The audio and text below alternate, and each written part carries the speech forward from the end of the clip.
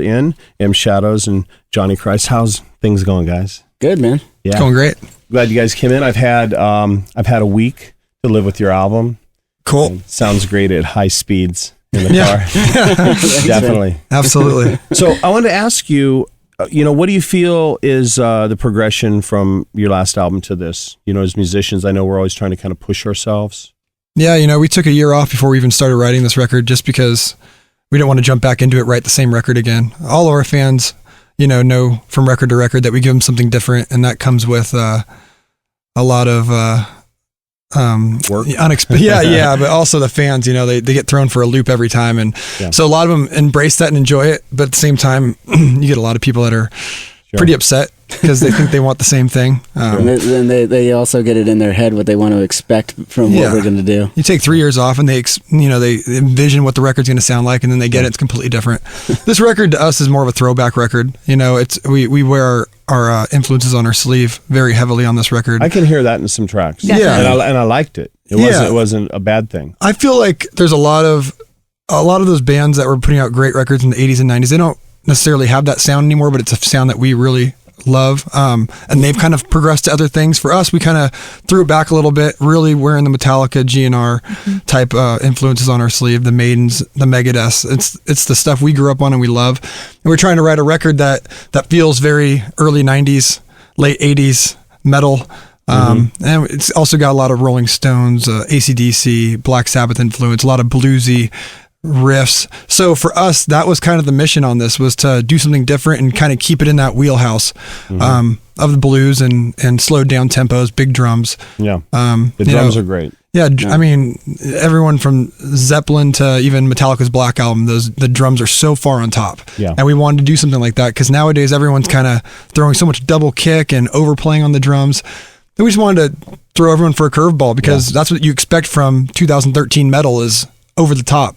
Yeah. And so we wanted to kind of just bring it back a little bit. That's funny because Nikki and I were listening to your album a few days ago, and we're like, that's a little Metallica in there. It's a little GNR. I'm like, and I even said, that even sounds a little bit like System. Like you have all these different sounds together, which was really cool. Yeah. It's different. I mean, there's going to be some people that are like, oh, well, they just should sound like themselves. And to us, we think there's a lot of things on the record that are Avenged, Sevenfold, Requiem, Acid Rain, things that those bands would never try and do, which is maybe they would never want to do, but that's Avenged, and we're putting a little old school twist on it just because it was, you would know. I mean, you want to be inspired when you're writing, and if you're not inspired when you're writing and you're not putting all your heart into it, there's no point of doing it. And this is what we really wanted to do, so we did it. You need a point of inspiration, I believe, when you're creating. So if you go into recording studios all around the world, at any point you will see records or CDs sitting on mixing consoles. Oh yeah. Absolutely. Right? And I've heard great stories from bands, and they'd be stacks of stuff, and you're like, wow, like they were referencing the sounds or the drums, the patterns, what the guitar players were about tone wise, and I just think that's it's a great thing because you're referencing great music. So how can it be a bad thing? And wearing your influences on your sleeve, that's saying we're still fans too. Yeah, that's one thing we've never denied. We've always done that. Pretty much we've always give props out to the Panteras and the Metallicas. Without them, we'd be, who knows what we'd be listening to, and just rock music in general. Mumford & Sons. Absolutely, Splash Mountain Band. Splash Mountain Band. That's exactly what it is. Oh my God, you mean the Jamboree Bears and everything? I know they'll never be on this show. So. I call them Dumford and Sons. You know what? That's my 14-year-old Nikki Sixx. Oh. If people like the Splash Mountain Band, that's fine. It's very funny. We'll use that. So glad we finally got to use that. So, Shepherd of Fire, I heard, is that on a video game? In a video game? Well, we've worked really closely with the Call of Duty franchise for a couple of years now, and that just came from, not only am I a huge gamer, like probably game too much for my age. No. I have a gaming rig on the road, but I also play competitively, and I had a relationship with the president of Treyarch. Go to Laker games together, hang out, and then it was one of those things where he's like, "Do you want to be in the game?" So we did a song for them called "Carry On."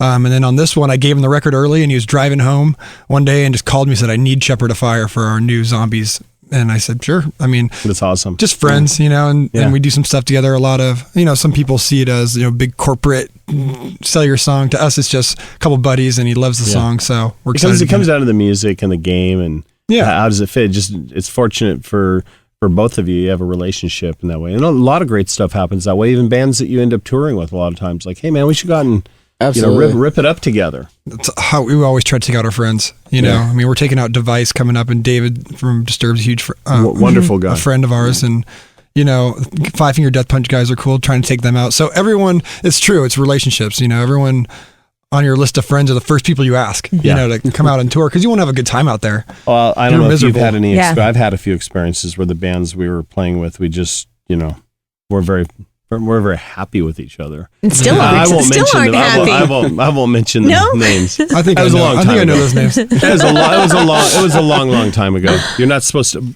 bite certain people. Yeah. In other bands. Touring. Especially their hand when they're a guitar legend, things like that. That causes bad relationships. Sometimes. That's all right. Sometimes. Okay. Makes for great storytelling. That's awesome. I have a question about touring. Since we're on the subject, you guys have been touring. I don't know if you guys were single. I know you haven't had a kid on the road yet. Yeah. What are you looking forward to, and what are your worries? My worries are getting sleep because I have to sing. Okay. And what I'm looking forward to is just being able to raise him.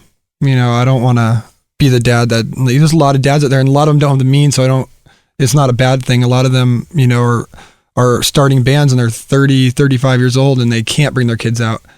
For me, I grew up with a good family. My dad was always there for me, so I want him just to be with me at all times. And so what's cool about it is, I consider these guys his uncles, and we have a drum tech that's like our best friend that's going to be out there. So I'm going to put him to work. Go out there and set up those drums and have some fun. A little young. Totally. Setting up junks. I hired my kids. Yeah, I hired my kids. I mean, it was cool. It was awesome. They did wardrobe too. Wardrobe, and rigging, and coming out on stage and doing the buckets. Well, look at Steve Harris brings his kids out. They're all working and having a good time, and they're brilliant kids. They're awesome kids. They haven't grown up in any weird stuff. And you look at like the last time we were with the Metallica guys. Lars had all his boys out, and they're just enjoying the time. Yeah, they don't think Dad's cool, but at least they're there and having a good time. And I know I won't be cool, like you said, in 12 years or so. But you got 12 years of being cool. Well, this is the thing. I also believe that they realize how much work that goes into this, and they see the schedule and the touring. So when they get older, and they look at that, and it might even imprint on them a little bit. Having a good work ethic. I hope being so. honest and stuff. They don't see Dad's just not sitting around doing nothing. Lucky. I see that in his uncles, though. Yeah, it's true. Well, there is the gaming room. Exactly. Exactly. I'm sure I'll get kicked off of that. Oh yeah. Do you have a gaming room on the bus? No, because the internet's so bad. When you're they still haven't figured that out. They really haven't. They say they have. They haven't. Yeah. But no, you get like 2 miles out of the city and you're done. There's nothing. And nothing like the old days was no cell phones. There was no pagers. That might be cooler though. Yeah, I mean, when you're on that phone, it's just like, man, you're a slave. You're a slave. Yeah, I know. I definitely embrace the days where my battery runs out a little bit and just like, oh my god, it's nice.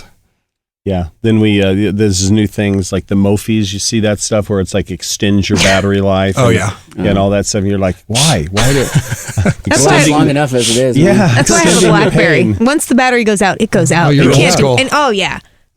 Because otherwise it's like another computer. Yeah. I would be on Twitter and Facebook and whatever, searching the web constantly. Yeah. So it keeps me away from doing that. Yeah. Yeah. It's a crazy generation, man. It's all internet. It's all Twitter. It's true. I have a couple buddies that I work out with every day, and they're just on the treadmill on the Twitter all day.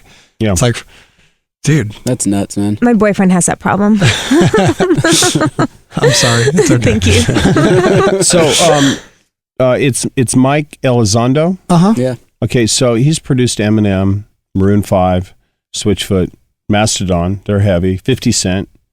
Tell me about that. This guy has a pretty wide palette as a producer. Yeah, he likes to work with baby bands. Yeah, right. Yeah. He's a guy that we met during the Nightmare sessions. He came out to us, and we were going to produce our Nightmare ourselves, which we produced the album before that ourselves. And we didn't want to really meet anybody, but we thought we'd meet with him because he's a great songwriter from what we'd heard of the stuff he'd written. And we were looking for that sixth member that we could really trust and bounce stuff off the wall and really trust what he was coming back with.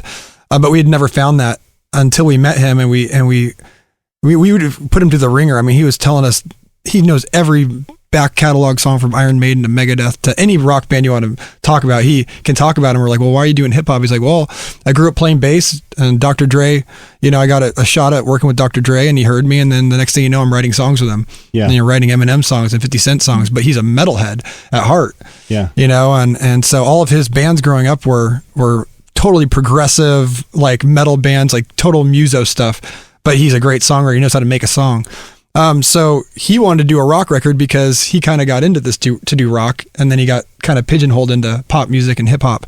But you talk about a guy that can get the best performance out of anybody because he's got that personality that you're never offended by him. You're never like taken back by him. You don't mind doing a 7th take or a 14th exactly take. Or like when he suggests something, you trust it and you give it if you're open minded, give it a shot. We're comfortable enough to give everything a shot and live with it for a while. That's wise, because a lot of artists that I've worked with over the years, sometimes they just are like, they're not even open to trying the idea, which might just be the beginning of them actually improving upon their own idea. Yeah, I think it's a maturity thing. And I think this band's always, when we go into writing a record, our number one rule is never get offended and just, live with every idea for a couple days. Yeah. And if you can't live with that, no one's going to force anything on anyone.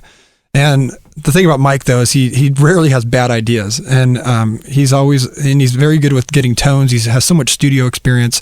So for us, it's just like a 6th band member for us. The 2nd record we've done with him, and we never want to kill each other when we leave. So that's a good sign with a producer. How's the relationship between the band? Like as the years evolve and you guys mature, how do you see it? Changing. Honestly, because I think it does change from when you're just kids and just going for it. Now all of a sudden you have responsibilities and you have families and you have, it's a business as well. Yeah, and there's definitely a lot of that, but luckily we all kind of grew up together in this. We're all kind of maturing together, and everything's kind of happening at the same time. I mean, he's having a kid. We're all married now. We're all kind of like maturing. We're realizing that this is like a more of a real thing than when we first started it out, I mean, we always wanted it to be, and this is the only thing that we want to do. So, we're the band that after we get off on tour, we call each other 6 hours later and we're like, where are we going? Let's go to the bar together. Let's do something. And that's what we do, it's a weird thing because most bands can't stand each other once they get off tour. And that's always weird for me to hear that, to tell you the truth. Yeah, because we grew up together. We're little kids when we met each other. We met Jimmy, who passed away, the Rev, our drummer. I met him, at a basketball camp when I was in 2nd grade, and that day I was riding on his handlebars home. Yeah. And we were kicking every trash can over, and that started our relationship. I walk in the room, I'm listening to, Guns N' Roses, he's listening to Pantera, and all of a sudden we're best friends. Yeah. So for us, and then when he passed away, that was obviously made us even tighter because we knew we had to, had to. And you get a reality check, and you get a reality check together when you're 28 years old. That's a powerful thing. And if you can last through that, then you can last through anything. Yeah. And go ahead. Yeah, the only other band I've really heard say that they've stayed friends and that there really hasn't been the fighting and the breakups and this was Def Leppard. When Joe Elliott came in, he says, we're all like best friends. It was almost like refreshing, to hear that. Yeah, you don't hear that a lot. They've lasted a lot longer than we have. Yeah. Absolutely. It's how you handle things, in the end. I don't know, in my case, my band's like such high drama. I think that's what drives us in a dysfunctional way. Sometimes, sometimes I wish we were like that more, but it's kind of the tug and the push and the pull that makes us like get passionate. Yeah, there's probably cool tension on stage, and it's probably it's kind of cool. It's like that bad girlfriend. You just you keep going back in the face. Can we just jump in bed for a second? Yeah. And it works perfectly on stage. Like there's like you never notice a tension. Or, like you guys are like. Come up to each other with the guitars and the mic, and you and Vince are like in the mics together. Well, we never really. We have. Yeah, but you never see fist it. Fights. Yeah. You just don't see it though. So touring wise, I see Rock in Rio coming up. Yep. Yeah. That's going to be a blast. It's going to be awesome. We're super excited about that one. Yeah, we haven't done anything like. I mean, we've done a lot of festivals, but nothing like Rock in Rio before. Massive. Going right on before Iron Maiden, who we toured with before. So we're excited, man. What a great combo for the audience. Yeah. You guys. And Slayer's before us. So, I mean, it's like Slayer, Avenged, Maiden. It's going to be metal night. Anybody else? The night before is Metallica, so everyone might be dead. Wow. But yeah, it is weird. We haven't really played many Sundays for festivals. We're usually trying to get on Friday or Saturday, so everyone's not. So we'll see how it goes. But Maiden goes on at 11. I wouldn't want that spot. It's Sunday night at 11 after a week. Some of those European festivals and those South American festivals, sometimes the headliner goes on at 1. I know, it's so bizarre. And you're not like in that position at all. I like especially that right when you now. have a new baby. Yeah, totally. You're like, what?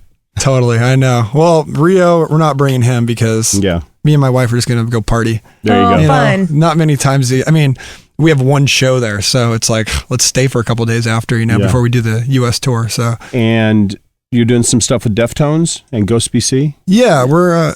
I like that band. I love them both. Yeah, I mean, Deftones are, they're a staple. They're just great. They're just so good, and they continue to put out great records. And then Ghost, I love their records. The 2 records they have out, and we're trying to give them some sort of exposure in the States. Mm-hmm. It's important to us to grow this whole rock and roll thing right now and metal thing, and they keep trying to push it down. They say it's not here, it's not alive. But, guys are coming up. Real players are coming up. Yeah, totally. Coming up through the garages and the bars. And I think there's going to be a nice explosion. And it's great that you guys are doing that because it helps raise awareness to not only original fans. Yeah. And, then you have a wide gamut of people. Totally. And I think sometimes rock and metal fans, like these days, they get a little precious about their bands. And they complain about rock not being big, but then they don't want any of their bands to really be big. And we're just trying to ignore all that and just play the music we want to play. I mean, that's the first and foremost. You write the record you want to write, and after that, let's blow this thing up. We're not trying to write music to sit next to Lady Gaga or the Splash Mountain Band, but at some point if you write music you want we should do like a cool DJ remix of those 3 together. It'd be great, right? Oh my Totally. God. I'll send it to you. All right. Love to hear it. I always ask this question. What's the craziest thing that's ever happened to you on tour? Weird, crazy, out there. I've seen some stuff with Nikki, although pretty mellow. It's pretty mellow, but nowadays you're allowed to talk about whatever your wife isn't going to kill you about. So in other words, let's not talk about anything. We've seen some crazy things. I mean, just like anyone that's been on the road has. It's nothing you can share, really. Oh, I don't. Talk to this guy. I don't remember most of it. He doesn't remember anything. I want to know, do you guys think bands still partake? Because it feels that, not you guys are a rock band, but let's maybe talk more some alternative bands. It feels like they don't embrace the whole thing. I think there's definitely bands that do, and I think some of them play it off really well. Like they don't. They're quiet about it. They're quiet about it, which is probably pretty smart. Yeah. And I guess it is smart nowadays because I don't think it's cool. Well, everything's no one thinks it's cool nowadays, and everyone's very precious on Twitter and their Instagrams. Who knows who's taking pictures of what and doing what? Yeah. And I mean, people are a lot more uptight these days, which is... God, if I had Twitter in '84, I would have tweeted a picture of me snorting coke off of that chick's ass, just doing stupid ass. I wonder if it would have destroyed, a band back then, or if it would have, blown you up. Well, I'm of the belief that as soon as you lose the mystique and the stories become real, it kind of can see too much. It ruins a lot, and fans think they want that, but there's a reason why none of us in the band except Zach have Twitters. We don't have Instagrams. We don't do any of that stuff, and it's not because we think we're too cool for it. It's just that we don't really want to put ourselves out there. For a lot of reasons, and just because I just don't see how people have the time to do as much as they do, and there's a lot of artists these days that will hit you up so many times, and you see so many things like what they're eating for dinner and what they're doing, and what kind of toilet paper they used, and Hello Kitty kiss toilet paper. Oh yeah, that's the jeans. new thing. Is it? Oh yeah. No, really, seriously, we're not kidding. Well, they make everything. Yeah. He's like, Wow. Kiss makes everything. When you make coffins, I mean, I think Dimebag was buried in a Kiss coffin. Yeah. I mean, you make everything if you make coffins. I went up to his house. Kafka. It's like everything, like toy, every doll, whatever it can be. There's something Kiss on it in jeans, and I know you saw that room too, which I couldn't believe. It's bigger than my house, and it's everything Kiss. Like, Nikki, this is the first condom that was ever made, and it has Kiss on it. This pencil, this pen, this motorcycle, this coffin, this T-shirt, awesome. this But hat. he does laugh. He will laugh. Yes. Yeah. Because I said, so you got one of the coffins here? He goes, I've got 6. And he took me around. He goes, pick one. If you want one, I'll give you a good deal. Wow. I'm going to put it in my Ferrari, and I'm going home. Hey, baby, did you get the groceries? No, but I got an Ace Frehley coffin. Yeah. That's awesome. That's they're amazing. Yeah, we had a good time touring with them. Five Finger Death Punch, the European tour in November. That's going to be a great package. That's another thing. We're trying to expose some American bands to Europe because it was really hard for us in Europe at first. You know, it took us a long time, like a lot longer than it did here. Why do you think that is? I think they're more precious with their metal in a good way. I think you have to prove yourselves to them. I think the UK comes around quick, but the rest of Europe is not so much. They're just very like, you prove yourself to us. I remember when we played Rock and Ring in like 2005 and the promoter came to us and said, you guys will be big here in 3 records. And we're like, 3 records? Yeah. Like, we were so mad about that. Yeah, we're like, we have a #1 single in the States. Like, what's going on? And about 3 records later is when we can finally do our first like arena run there. Yeah. You guys are the perfect metal band for Europe, in my opinion. I mean, everything about the way you guys sound, whole presentation, it's like a dream for those kids. Yeah, to be honest, South America and Southeast Asia came along a lot quicker than Europe.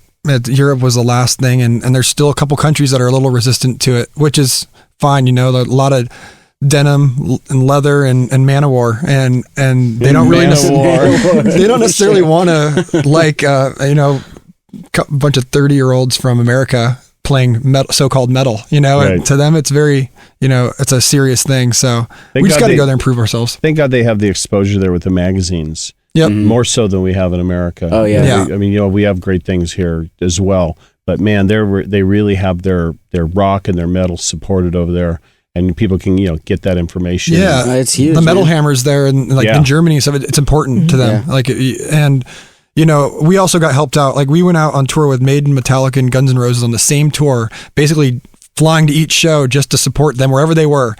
And that really helped because that really opened up like Sweden for us playing with Maiden.